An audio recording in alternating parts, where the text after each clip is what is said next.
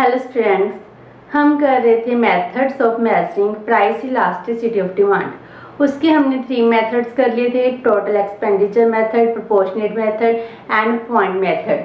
आज हम करेंगे आर्क मेथड। इसको कहते हैं arc elasticity of demand. It means क्या है, जो हमारा इलास्टिसिटी ऑफ डिमांड को मेजर करने का मेथड है, इसमें हम पूरी आर्क देखेंगे।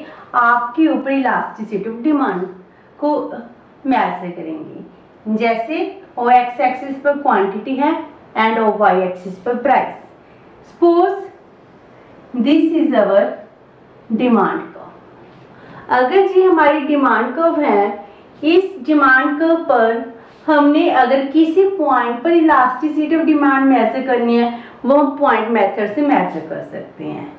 लेकिन अगर मैं कहूँ point A to point B, from point A to point B, इस आर्क पर इलास्टिसिटी ऑफ डिमांड कितनी है, तो हमारे जो पहले 3 मेथड हैं, total expenditure method, proportionate method and point method, उससे इसका आंसर नहीं मिलता।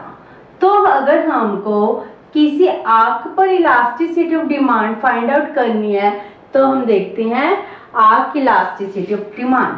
सपोज प्राइस ओपी है, ओपी प्राइस पर क्वांटिटी डिमांडेड इज ओक्यू।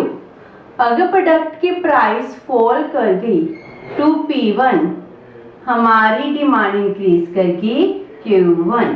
अब इतनी P2 P1 प्राइस फॉल करने से आपकी डिमांड कितनी इंक्रीज हो गई। इसको from point A to point B elasticity को मेजर करना है। सो आर्क ए बी, इसको मेजर करने के लिए इलास्टिसिटी ऑफ डिमांड का कौन सा मेथड यूज कर रहे हैं, आर्क इलास्टिसिटी ऑफ डिमांड। इसका फॉर्मूला क्या है, सेम जैसे हमने प्रोपोर्शनेट मेथड में किया था, लेकिन थोड़ा सा चेंज है। इसमें क्या है, elasticity of demand change in quantity demanded upon average of 2 quantities.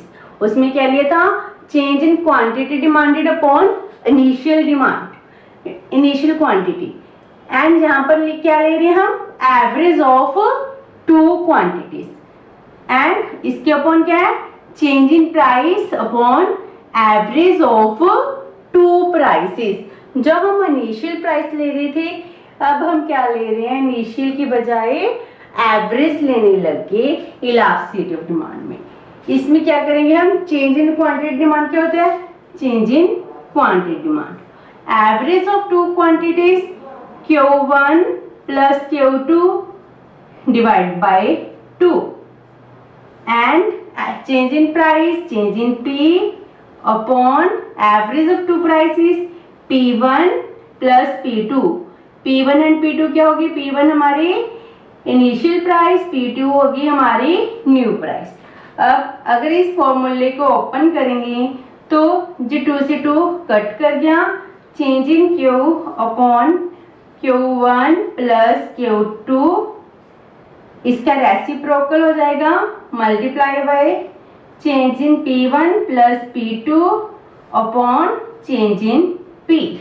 सो हमारे जहाँ इलास्टिसिटी ऑफ डिमांड आ गई, change in quantity upon change in price into average of prices P1 plus P2 upon Q1 plus Q2।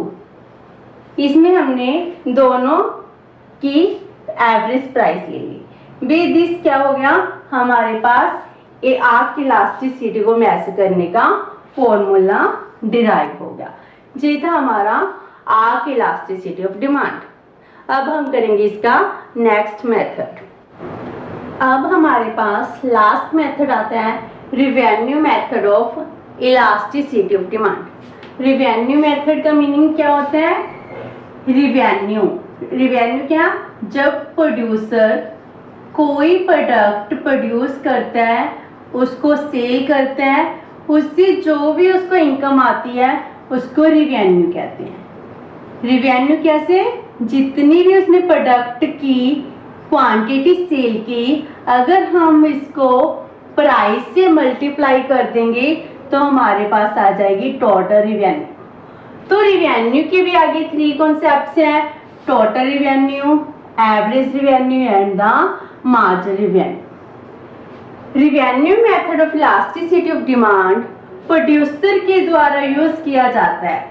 जब वो अपने product को cell करता है तो वो किसी प्रोडक्ट की रिवेन्यू के थ्रू फाइंड आउट करेगा कि उस प्रोडक्ट की इलास्टिसिटी ऑफ डिमांड कितनी है।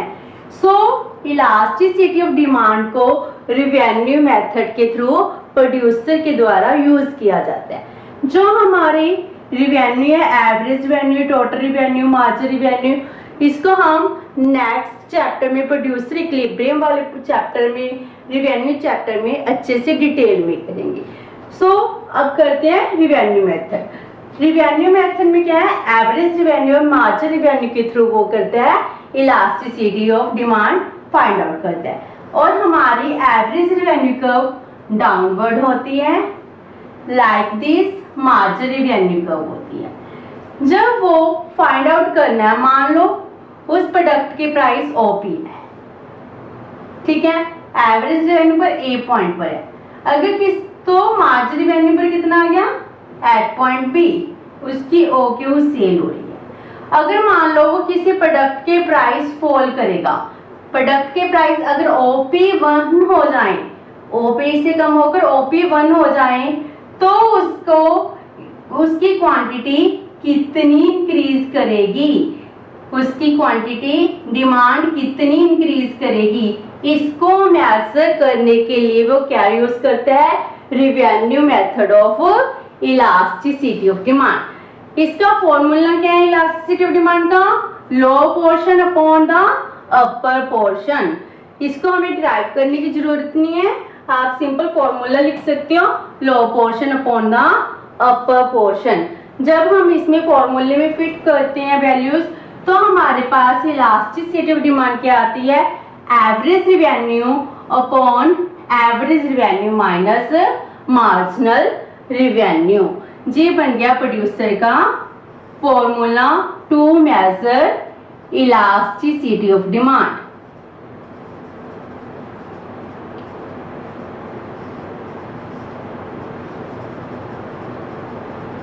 विद दिस हमारे 5 मेथड इलास्टिसिटी ऑफ डिमांड के कंप्लीट होते हैं। Thank you so much, have a nice day.